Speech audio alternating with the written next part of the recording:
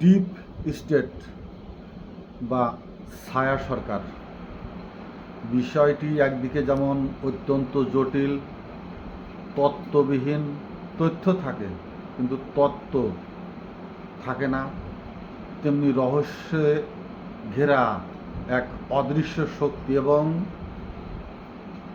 এই অদৃশ্য শক্তি এতটা শক্তিমান যে এটা সংগঠিত হতে থাকে খুব হালকা পাতলা মেঘের মতো, এবং সেটা আস্তে আস্তে আস্তে আস্তে সময় সাপেক্ষে এবং প্রয়োজনের মুহূর্তে গোটা গোটা একটি সরকার, রাষ্ট্রযন্ত্র, রাষ্ট্র কাঠামো বা পুরো রাষ্ট্রকেও অনেক সময় গ্রাস করে ফেলে, খেয়ে ফেলে।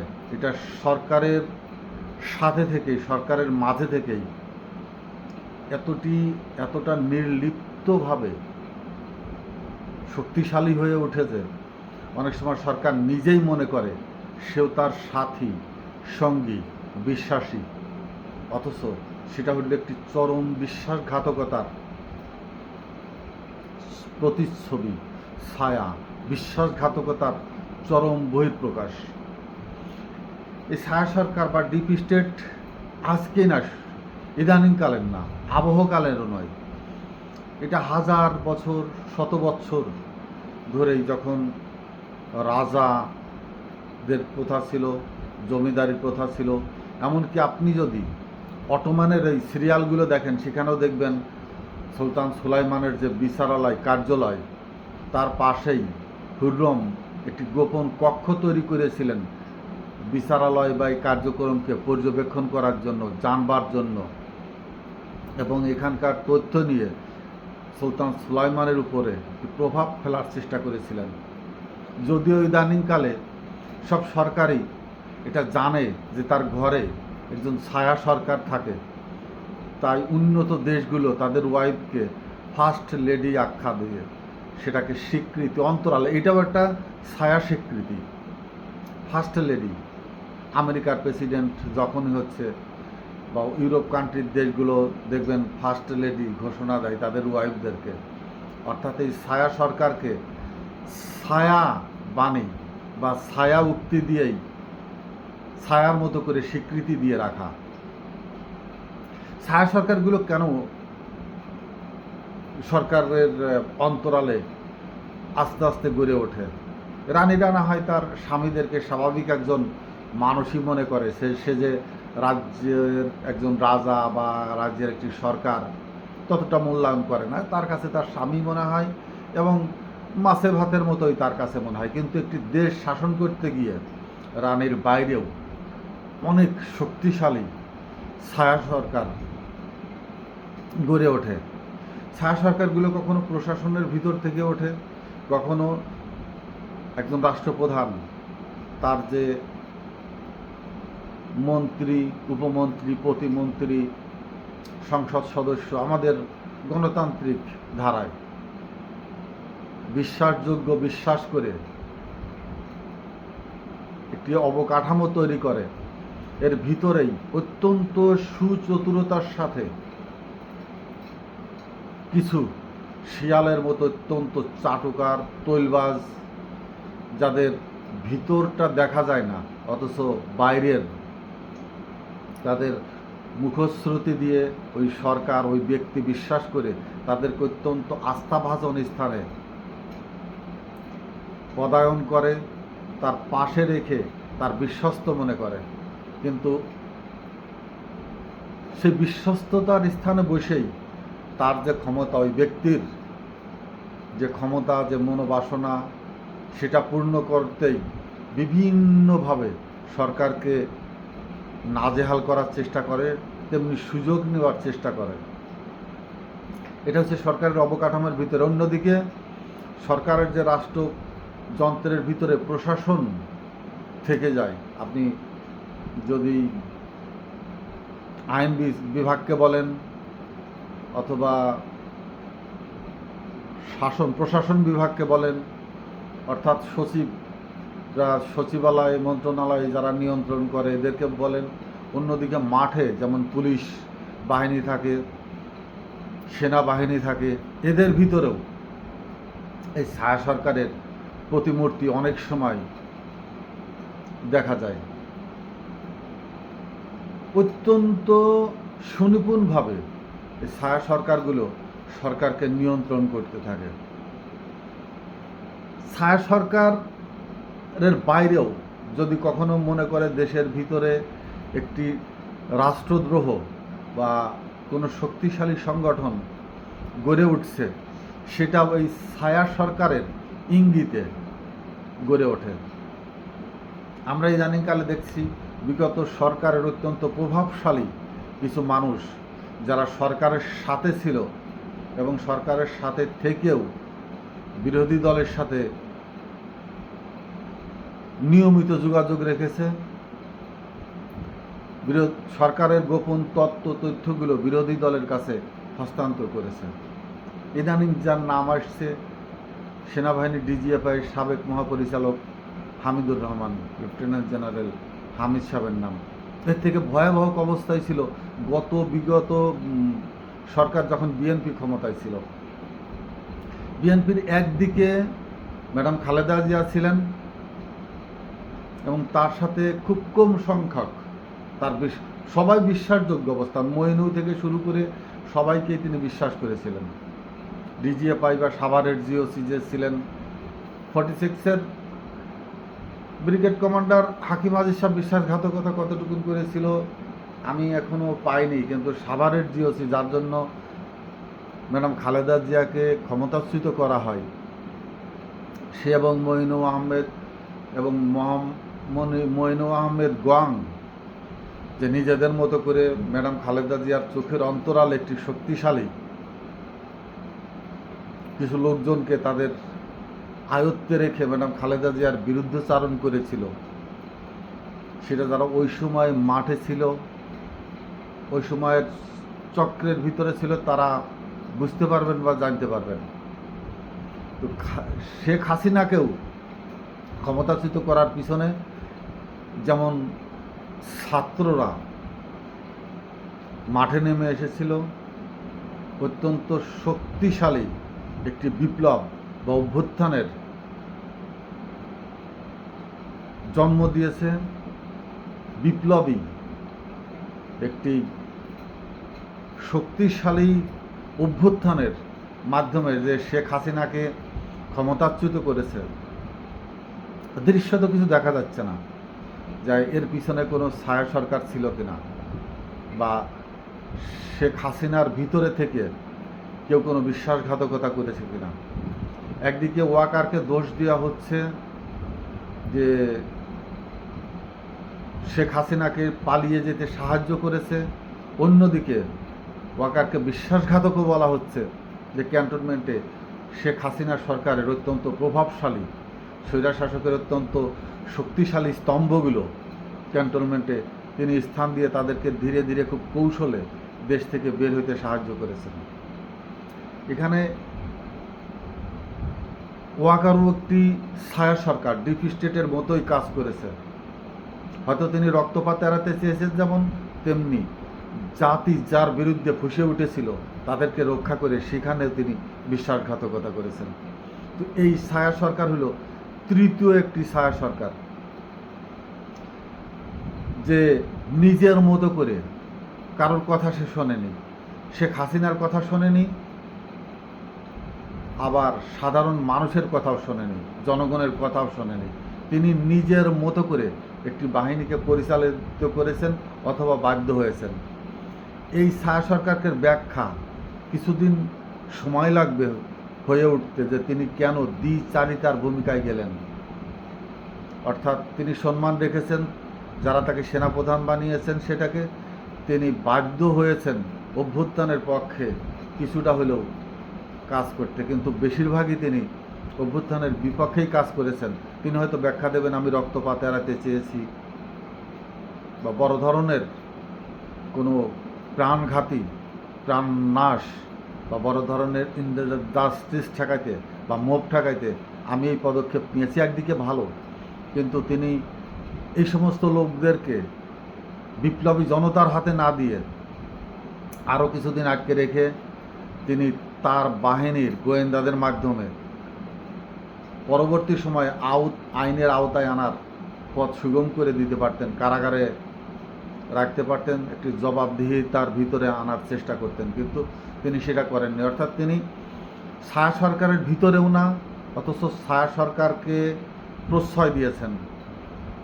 তিনি নতুন ধরনের একটি উপমা তৈরি করেছেন। এটাকে ছায়া সরকার বলা যায় না, ছায়া সরকার বলছি না আমি, এটা নতুন ধরনের এক চক্রান্ত। মির্জাপুর যুদ্ধের মাঠে বিশ্বাসঘাতকতা করেছিলেন, যেমন বিশ্বাসঘাতকতা করেছিলেন নুরুদ্দিন ইরশাদ সাহেবের সাথে।